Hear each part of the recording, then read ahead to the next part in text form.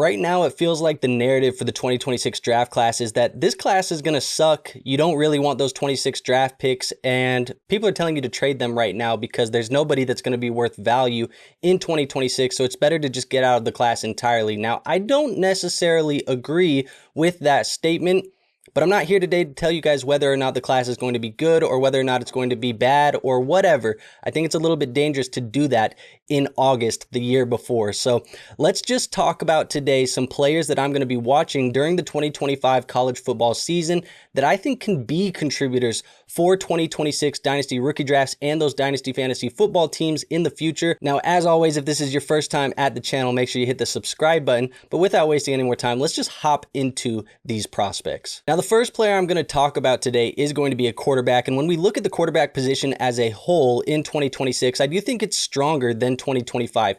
Even if we're taking Arch Manning out of the 26 draft class, because it does seem like he's trending a little bit more towards 2027 than he is actually going to be in 2026. When you take him out of it, I still think we have 3, maybe even 4 quarterbacks that can at least flirt with first round draft capital next year. Now, that said, we did have the 2 guys this year, so it does feel like it's going to be a little bit stronger. So I think this class has a little bit of sneaky super flex value for us. But the first quarterback I'm watching is going to be Garrett Nussmeier for the LSU Tigers. Now, this is a guy who's 6'1", 205 pounds. He's coming back for his senior season here for the Tigers. And during 2024, he had 4,052 passing yards, 29 touchdowns, and 12 interceptions. He was second in the SEC in passing yards, only behind Jackson Dart. And he was tied for second in the SEC in passing touchdowns with Jackson Dart, only behind Quinn Ewers. Now, when I watch Garrett Nussmeier on tape, there's a couple things that pop out for me. Strengths for his game. I think he's a quick processor. He has a very high football IQ, and this doesn't really come as a surprise because he is the son of a former NFL quarterback. If you're not familiar, his dad is the offensive coordinator for the New Orleans Saints. That says he is gifted with a lot of natural arm talent, and I do think he has a lot of touch on his passes as well. So very good, accurate, strong quarterback that has the ability to make all of the throws that you might need on an NFL field. I think he's also a player that's very comfortable throwing on the move. When he gets out, he rolls out of the pocket, kind of extends a play. He's very good at making that right throw. He's accurate when he does it, and he does all of that while using his legs. So I think those are some of the strengths that Garrett has when he puts that on tape. Some of the weaknesses that I think he's probably going to need to improve on here during his senior season. There's definitely some durability concerns. He's had some past injuries. We want to see him stay healthy. He did have a preseason scare where it did seem like he might have got banged up. Sounds like everything's okay for him, but injuries have been a concern for him in the past. And I do think that sometimes he's a little bit too aggressive when he's trying to make the throws. He's seeking these big plays, hunting these big plays downfield. And I think sometimes he's passing over some of these easy checkdowns that you want to see a player make at the NFL level. Obviously, you know, sometimes they say just live to see another down in the NFL. Sometimes it feels like Nussmeier is chasing these big plays, and that could get him in trouble at the next level. So I want to see him get a little bit more controlled here as a senior. Now, obviously, like I said, if Arch stays in school, I do think Garrett Nussmeier has a real shot at being the quarterback 1 in this class come the NFL draft next year. And I think he's a very interesting value, somebody that I'm keeping my eye on here in Superflex formats. Moving on to the running back position, looking at this position as a whole too, Jeremiah Love to me looks like the clear-cut running back 1 in this class. And I do think Nick Singleton at Penn State is the early running back 2, or at least the favorite to be the running back 2. But after that, I do feel like it's very murky in this class. This class kind of lacks the depth that 2025 running back class had. And honestly, that 2025 draft class did really spoil us at the running back position. There was a ton of NFL caliber backs like Travion Henderson, Quinshon Judkins. You guys know the names. All of those guys, you know, were very NFL ready running backs. I don't think we have that here in 2026, but there are 2 guys that I'm going to be watching closely. The first running back is going to be Darius Taylor out of Minnesota. Now, he's 6 foot, 215 pounds, going into his junior season here for the Golden Gophers. And during 2024, he had 205 carries for 986 rushing yards and 10 touchdowns on the ground. The big thing to me is he added 54 receptions, 350 receiving yards, and 2 more additional touchdowns in the air as a receiver. That was first in the Big Ten in running back receptions, and he was third in the Big Ten in running back receiving yards. So obviously when you're looking at strengths for a guy like Darius Taylor, natural pass catcher and soft hands are going to be at the top of the leaderboard. I think this is a player who also has some very elite contact balance. It's not very often that he's getting tackled by the first guy. He's usually making guys miss, and it does take a little bit more to get him off balance. So I think he has some really elite contact balance, and he has some quick burst. and he's a very decisive runner. Oftentimes, as soon as he's touching that football, he's getting north very quickly, trying to get upfield. Now, I think that can also be a weakness for him in one way or the other. I mean, just hopping into those, I think he's a little bit overly eager hitting those holes. Sometimes he needs to let those develop a little bit more, so that's something I'm going to be watching here this year. And I do think he lacks a little bit of breakaway speed. He's obviously quick, getting through those holes, hitting those rushing lanes rapidly, but once he gets through them, it does feel like sometimes he gets caught and he doesn't have that big playability that we want to see out of a running back. So he does lack a little bit of that breakaway speed, but nothing that I think is going to keep him from being an NFL contributor. I think really when it comes down to it, Taylor's a guy that I view as a very strong candidate to potentially finish as the running back 3 here in this class by the time we're drafting for those rookie drafts, right behind Jeremiah Love and Nick Singleton. And I do think he has the ability to shine in PPR-friendly leagues, in a PPR-friendly offense where they might use him as a receiver out of the backfield, especially in those dynasty formats, because like I said, when we can get those receptions like he's shown us he can do it at the collegiate level, we're definitely going to get some extra points for that here in our fantasy football league. So he's somebody I'm watching. The other running back I'm watching is Jonah Coleman, running back for the Washington Huskies. 5'9", 228 pounds, going into his senior year here for the Huskies. In 2024, had 193 carries, 1,053 yards rushing, and 10 rushing touchdowns. Now, he added 23 receptions for 177 receiving yards, and he was one of only 5 Big Ten running backs with 1,000 yards on 200 or less carries. The only other running backs that were able to do that last year in the Big Ten were Woody Marks, Nick Singleton, Quinshon Judkins, and Trevion Henderson. So it's definitely some very good company for Jonah Coleman to be in.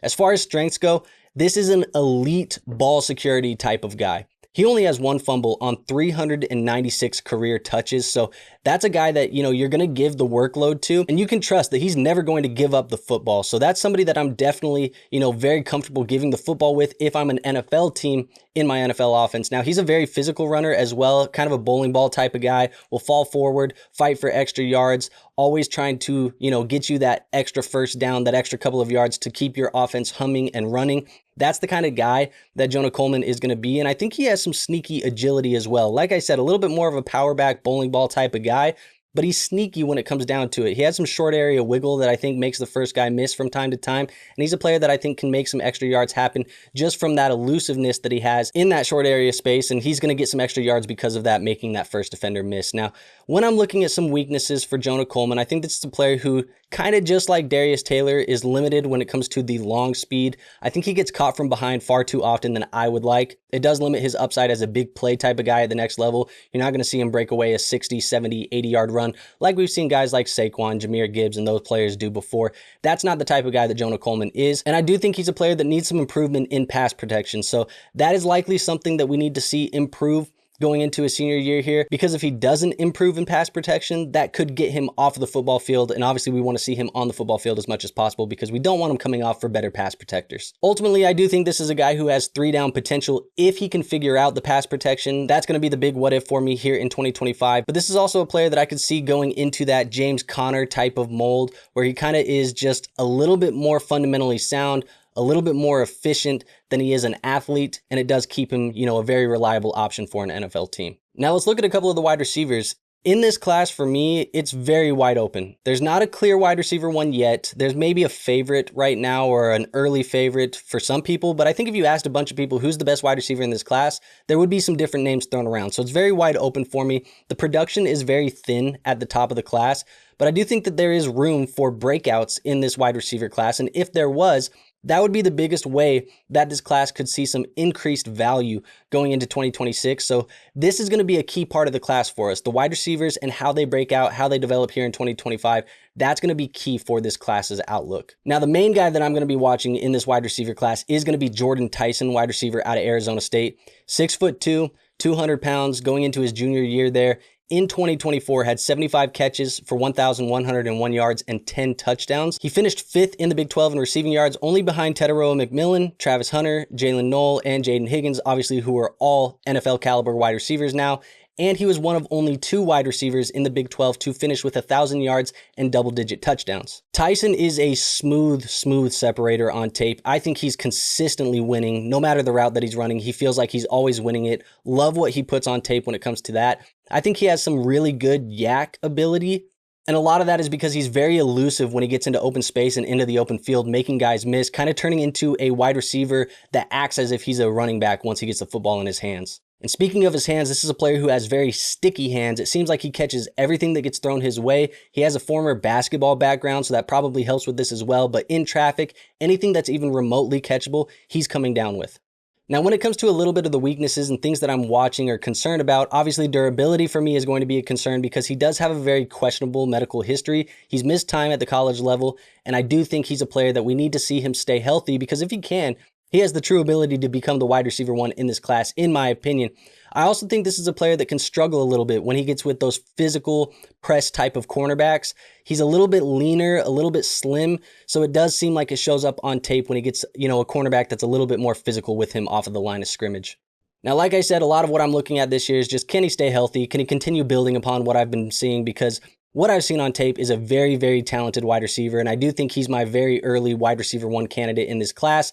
And if those things happen where he is staying healthy and building upon what I've seen, this is a player that I think could be a very early, NFL round one type of wide receiver and a top 5 pick in those dynasty rookie drafts come next spring. And now the final player that I'm going to be watching at the wide receiver position, it is going to be Makai Lemon, wide receiver at USC.